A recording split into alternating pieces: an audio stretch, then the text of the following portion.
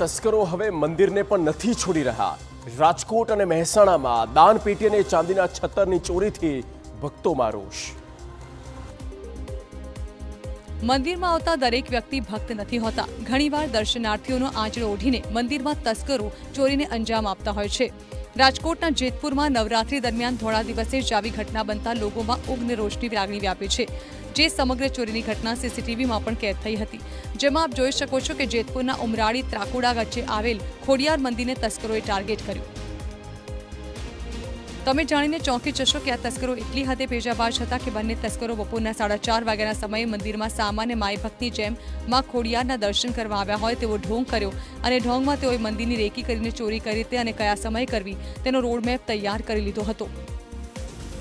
જે બાદ તેઓ રાતના સમયે લગભગ રાતના 3:30 થી 4 વાગ્યાની આસપાસ રોડમેપ પ્રમાણે જ તેઓ મોઢા પર રૂમાલ બાંધી મંદિરના દરવાજાનું તાળું તોડી મંદિરની આસપાસ ગોળ ફરીને પહેલા તો રેકી કરી અને બાદમાં તેઓ મંદિરમાં ઘૂસ્યા અને 2 દાનપેટી લઈ તેઓ ફરાર થઈ ગયા હતા। જે બાદ વીરપુર પોલીસ સીસીટીવીના આધારે તપાસ હાથ ધરી હતી।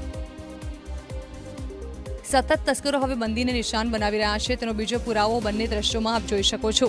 જેમાં મહેસાણાના લીંચ ગામમાં તસ્કરોએ ચામુંડા માતાજી અને અંબાજી માતાજીના મંદિરમાં પ્રવેશીને ચોરીને અંજામ આપ્યો હતો। તસ્કરોએ ચાંદીના છત્તરની ચોરી કરી હતી। સતત વધતી મંદિરોમાં ચોરી થતાં ભક્તોમાં રોષ ફેલાયો છે।